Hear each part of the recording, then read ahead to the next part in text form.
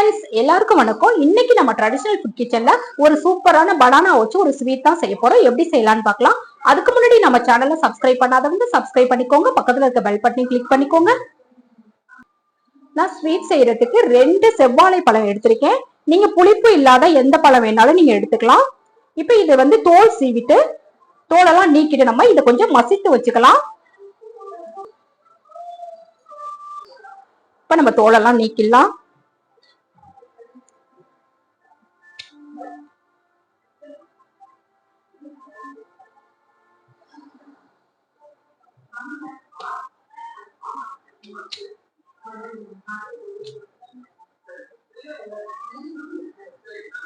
தோல்லாம் எடுத்தாச்சு.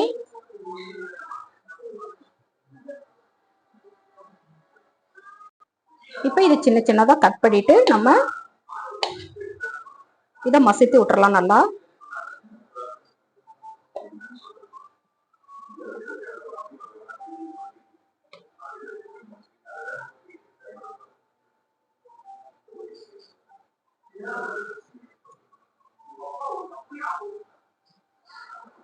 நல்லா கட் பண்ணியாச்சு.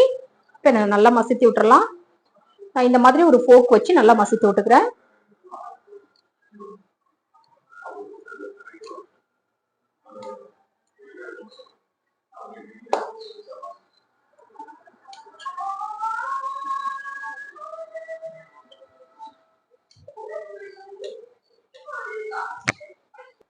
பாருங்க, இந்த அளவுக்கு நல்லா மசித்து விட்டாச்சு.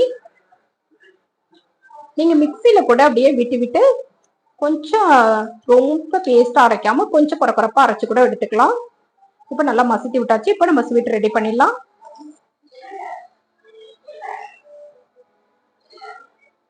இப்ப நம்ம ஸ்வீட் செய்யறதுக்கு 1 டேபிள் ஸ்பூன் அளவுக்கு நான் நெய் சேர்த்துக்க போறேன்.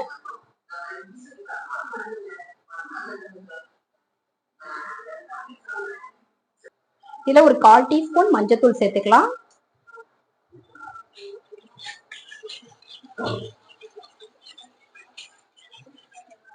நல்லா கலந்து விட்டாச்சு.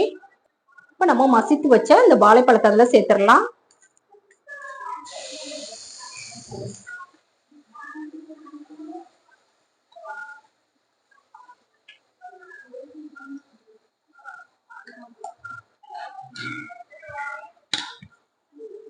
இதை ஒரு 2 நிமிஷம் நல்லா கலந்து விட்டுறலாம், அடி பிடிக்காத அளவுக்கு.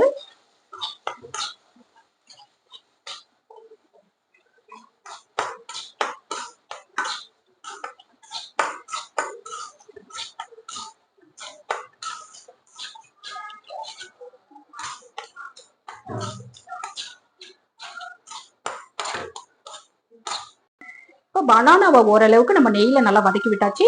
அடுத்து நம்ம ரவை சேர்த்துக்கலாம். இதுல 1 கப் ரவை சேர்க்கிறேன். இது எவ்வளவுன்னா ஒரு 250 கிராம் அளவு நான் ரவை சேர்க்கிறேன். 2 பனானாவுக்கு 250 கிராம் அளவு நான் ரவை சேர்க்கிறேன். இப்ப சேர்த்து இதையும் நல்லா வதக்கி விட்டுறலாம் நெய்லயே.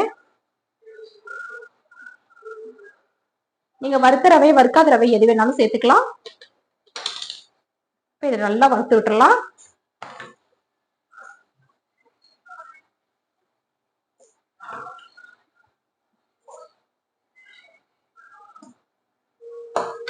கொஞ்சம் அடிப்பிடிக்காத அளவுக்கு நல்லா நம்ம வதக்கி விட்டுக்கலாம்.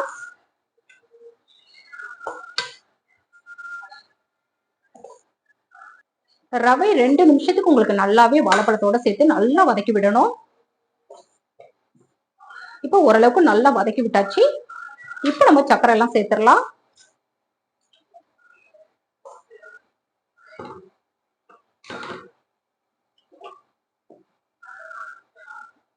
நான் எந்த கப்பால ரவை சேர்த்தோமோ அதே கப்பால 3/4 கப் அளவு நான் சர்க்கரை சேர்க்கிறேன். நீங்க ஸ்வீட்டுக்கு தகுந்த மாதிரி சேர்த்துக்கலாம். இப்ப இதை நல்லா கலந்து விட்டுறலாம். கொஞ்சம் சர்க்கரை கரைஞ்சி எல்லாம் ஒன்னா சேரணும்.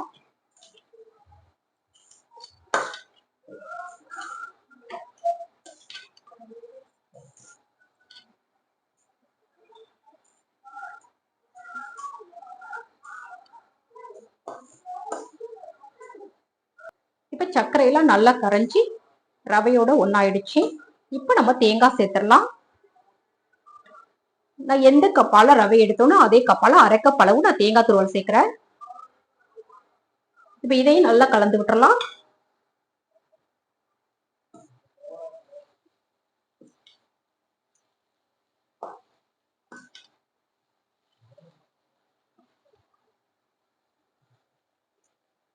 இன்னும் 1 டேபிள் ஸ்பூன் அளவுக்கு நம்ம நெய் சேர்த்துக்கலாம்.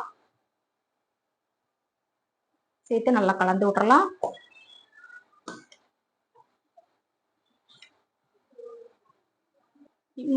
இப்ப நம்மளுக்கு இந்த கலவை நல்லா ரெடி ஆயிடுச்சு. இதை ஆற வச்சு இப்ப நம்ம உருண்டை உருண்டையா பிடிச்சிடலாம். கொஞ்சம் ஆற விட்டுறலாம். இப்ப நல்லா இதை ஆறிடுச்சு. இப்ப நம்ம லட்டு எப்படி பிடிப்போமோ அதே மாதிரி நம்ம இதை உருண்டை உருண்டையா பிடிச்சிக்கலாம்.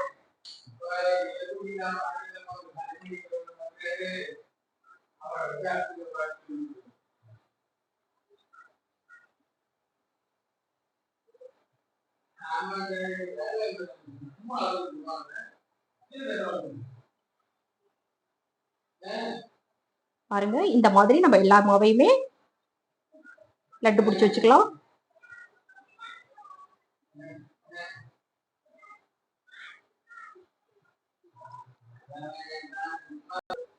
இப்ப எல்லா கலவையுமே நம்ம இந்த மாதிரி உருண்டையா புடிச்சு வச்சாச்சு.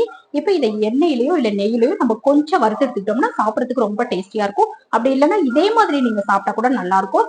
நான் ஆரம்பத்துல ஏலக்காய் தூள் கொஞ்சம் சேர்த்திருக்கேன், அதை சொல்லல, நீங்களும் சேர்த்துக்கோங்க. இப்ப நான் ஒரு கடாய் வச்சிருக்கேன். அதுல 1 டேபிள் ஸ்பூன் அளவுக்கு நான் நெய் சேர்த்துக்கிறேன்.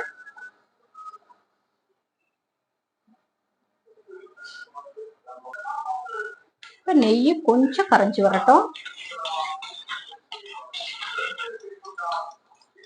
இப்ப இந்த நம்ம உருட்டி வச்சிருந்த உருண்டையெல்லாம் ஒண்ணு ஒண்ணா அதுல சேர்த்துடலாம். அந்த நெய்ல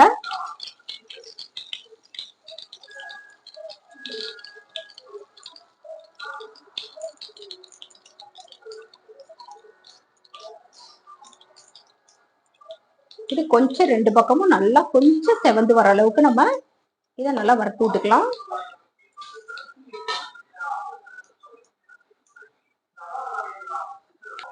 இப்ப நமக்கு இந்த அளவுக்கு மட்டும் நம்மளுக்கு வறுபட்டா போதும். சாப்பிட்றப்போ உங்களுக்கு நல்லா டேஸ்டியா இருக்கும். இப்ப இதை எடுத்து தனியா வச்சிடலாம்.